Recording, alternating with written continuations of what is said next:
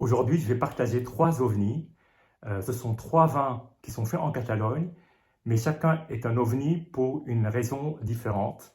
Et il y a peut-être quelque chose qui va tous les réunir, mais déjà la Catalogne, aussi cette vidéo, parce que je ne pense pas qu'ils étaient faits pour être présentés ou dégustés en même temps.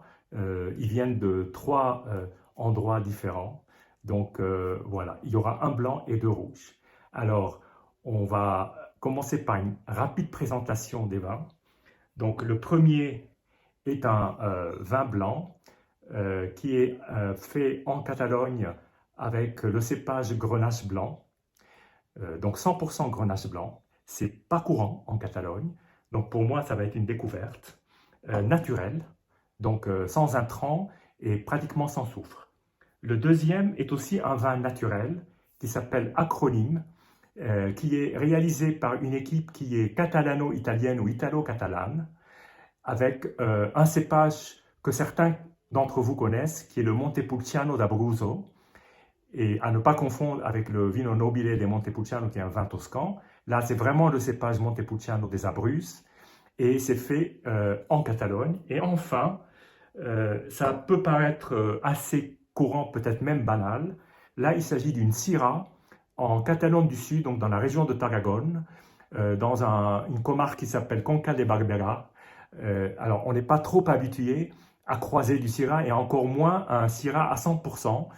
Souvent, c'est du Carignan ou du Grenache, mais là, ou des cépages autochtones, là, c'est de la Syrah avec des vieilles vignes. Donc, trois vins, trois approches qui peuvent être similaires parce qu'ils cherchent en fait à se démarquer du reste. Et puis, voilà, on va attaquer. On va commencer par le blanc. Alors, l'ordre.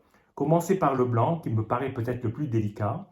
Ensuite, je vais poursuivre avec le Montepulciano d'Abruzzo, parce que, enfin, le Montepulciano d'Abruzzo, qui n'est pas un Montepulciano d'Abruzzo, mais un vin à partir du cépage, fait par l'équipe italo-catalane. Et ensuite, je terminerai évidemment avec les vieilles vignes de Syrah. Bien, alors commençons avec le vin blanc. Voilà. Je vais me servir de suite.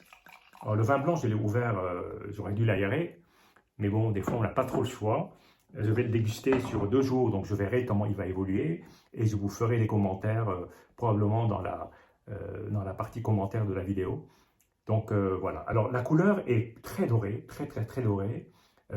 C'est un vin jeune, mais ce n'est pas une évolution. C'est vraiment la manière probablement de macérer le raisin avec les peaux qui donne cette couleur presque orangée. On dirait presque un vin orange. Ah, c'est un vin très parfumé, très parfumé, qui fait penser,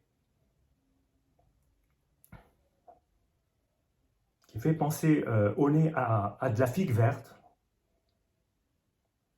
mais aussi un côté légèrement citrique, agrume. Bon, je vais le goûter sans trop tarder.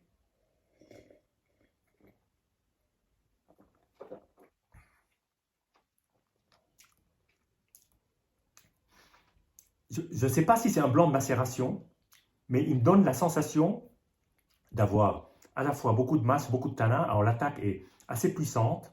C'est un vin qui est riche et qui contient beaucoup de matière, tout en étant assez souple en bouche. Je dirais presque à l'aveugle, j'aurais dit c'est un vin orange. Ça se trouve, c'est un vin orange, mais comme il s'appelle naturellement blanc, c'est que c'est un vin blanc et pas un vin orange. Mais il se rapproche plus d'avoir une légère macération avec les peaux, peut-être légère, qui donne d'ailleurs cette couleur dorée.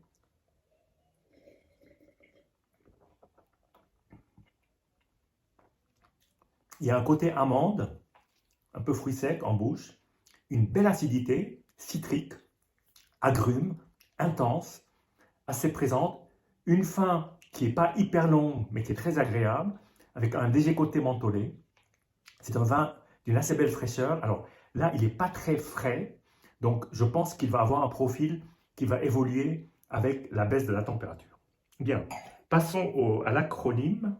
Donc ce fameux Montepulciano d'Abruzzo qui est, allez, qui est planté en dehors de sa terre d'origine. Mais pourquoi pas, hein, les cépages s'exportent, voyagent, vont sur d'autres continents, reviennent du fait de la phylloxéra. Donc on peut tout à fait imaginer qu'un pied de Montepulciano d'Abruzzo peut se retrouver à son goût sur une terre qui n'est pas la sienne d'origine. Bon, là, on est quand même sur une couleur assez intense. On est sur une couleur très sombre. Ce que vous voyez à l'écran n'est pas très éloigné de ce que je vois. Waouh! Alors là, c'est puissant. Je me demande d'ailleurs si j'aurais pas dû finir avec la Syrah.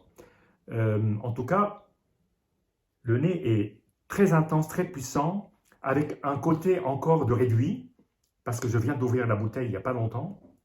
Je l'ai un peu rafraîchi, on est en été, il fait encore chaud, donc je ne voulais pas qu'il y ait cette sensation de chaleur de l'alcool. Mais là, le nez est d'une puissance absolument phénoménale. Et effectivement, je retrouve le côté de certains vins nature dans le côté sauvage, réduit, réduction à l'ouverture, qui va sans doute s'atténuer avec le temps.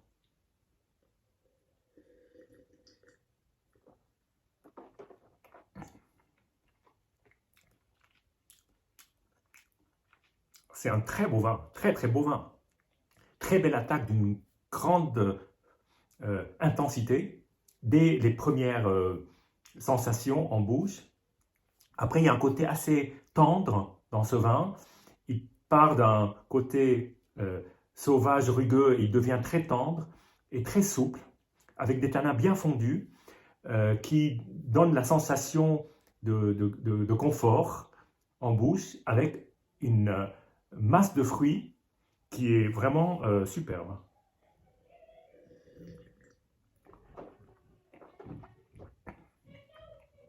Beaucoup de volume, beaucoup de matière, une belle acidité, un côté fruit mûr, assez mûr, presque tournant vers le cacao, et puis une assez belle fin de bouche. Moi, ce qui me surprend et qui me séduit dans ce vin, c'est cet tannin fondu déjà. Mais c'est un vin qui est puissant et qui en a sous le pied et qui, je pense, peut évoluer. Bien, maintenant, allons vers le Tomasitos, donc Syrah vieille vigne. Alors là, il s'agit d'un projet d'un œnologue qui, je pense, n'a pas de vigne en propre, je peux me tromper, et qui réalise des cuvées dans différentes régions, en Espagne uniquement. Et donc là, on est sur la Conca de Barberá, qui est au nord de Tarragone, et c'est une région qui est en train de se développer après l'éclosion du Priorat et du Montsant. La Conca de Barberá, la Terra Alta sont encore d'autres régions. Alors on est plus proche de Barcelone, on se rapproche, on touche le Penedès pratiquement, mais on est déjà sur la province de Tarragone. La ville qui est assez connue, en tout cas localement, s'appelle Montblanc. J'ai eu l'occasion de partager ici des cavas, une visite de cava dans un domaine qui était très intéressant. Donc c'est dans cette région-là. Bien, donc maintenant, je vais goûter ce troisième vin. Là, effectivement, la couleur est assez sombre, comme souvent en Syrah. Elle est moins sombre que le Montepulciano. Elle est un tout petit peu plus claire, un tout petit peu plus transparente. Ah oui, Nez Syrah. Ça, on ne peut pas se tromper. C'est peut-être le cépage que j'arrive le mieux à reconnaître. Le Grenache peut-être en deuxième. Même devant le Cabernet Sauvignon et devant le Merlot, c'est vous dire, bon, il y a le Pinot bien entendu, mais sur les cépages à teinte assez foncée, le Syrah est un cépage que j'arrive, ou la Syrah est un cépage que j'arrive à reconnaître assez vite. Donc la cassis un peu vanillée,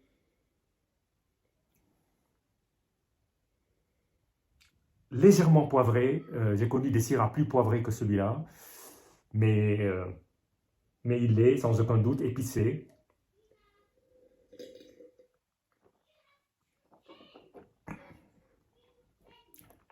Alors là, pas de doute, on a les marqueurs de la Syrah, on a une belle matière, l'acidité du cassis ressort. Alors il n'y a pas de cassis, c'est du raisin, hein.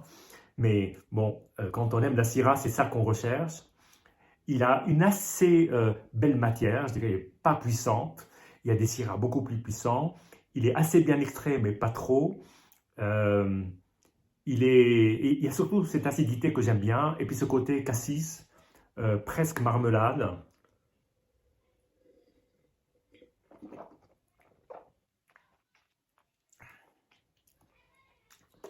C'est une belle syrah. Là, on parle de vin. Alors, j'aime pas parler de prix, hein, vous savez, parce que les prix ne veulent plus rien dire. Il y a des vins qui, qui sont, du fait de la spéculation, sont retrouvés à des prix absolument inatteignables, alors qu'à la base, c'était des vins, pas de comptoir, mais des vins que tout le monde pouvait déguster, même dans un café. Là, c'est bon. Là, on est sur des vins de niveau de prix très abordable. Donc, et les trois sont à peu près dans la même gamme de prix.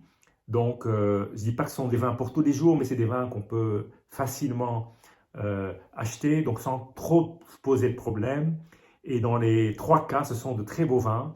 Alors, si je dois résumer cette dégustation, je dirais que le Montepulciano d'Abruzzo, c'est celui qui m'a le plus impressionné par sa puissance.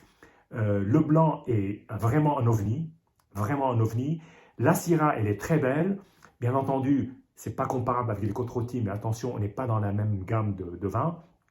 Mais c'est déjà un très beau vin, en tout cas, une belle dégustation de trois vins finalement qui sont faits très proprement, sans intrants ou très peu, en tout cas sans intrants et très peu de soufre. Et ça donne en tout cas une très belle dégustation, pas comparative, parce que je ne cherche pas à comparer les vins, mais en tout cas, c'est un beau moment que je vais partager avec beaucoup d'amis pendant les 2 jours, ce soir et puis demain. Voilà. Et puis, au plaisir de partager aussi avec vous ces instants. C'est toujours un grand plaisir pour moi. Je vous dis santé et à bientôt. Me voici de retour à J+1. Rapide compte-rendu de la soirée. La Syrah Vieille Vigne a beaucoup plu. Le Montepulciano d'Abruzzo, vin naturel, parfois un peu sauvage, était assez clivant. Moi, j'adore. Le blanc, aussi un peu clivant, par ce côté qui tourne vers le vin à macération pelliculaire. Même si ce n'est pas un vin orange, ça reste un vin blanc, mais la couleur quand même dénote un certain travail sur les peaux, qui donne une légère tannicité, ce qui n'est pas courant dans les vins blancs. Donc quand on cherche un vin blanc plus pur, bien évidemment, ce vin blanc n'est pas tout à fait dans l'esprit. Et donc, j'ai décidé qu'à J+1, je partagerai avec vous l'expérience de déguster l'acronyme. Parce que pour moi, c'est un vin qui peut évoluer sur 24 heures, enfin un peu moins, en tout cas, puisque là, on est plutôt à l'heure du déjeuner, alors qu'hier, nous étions plutôt à l'heure du dîner. Donc voilà, la couleur, je ne vais pas la recommander. Le premier nez, alors le fruit est beaucoup plus présent. Il y a toujours cette petite note de réduction qui s'est quand même beaucoup amenuisée. On la sent à peine. C'est par le souvenir qu'elle revient. Mais réellement, c'est fruits matures, pas compotés, mais fruits solaires. Et c'est vraiment très puissant.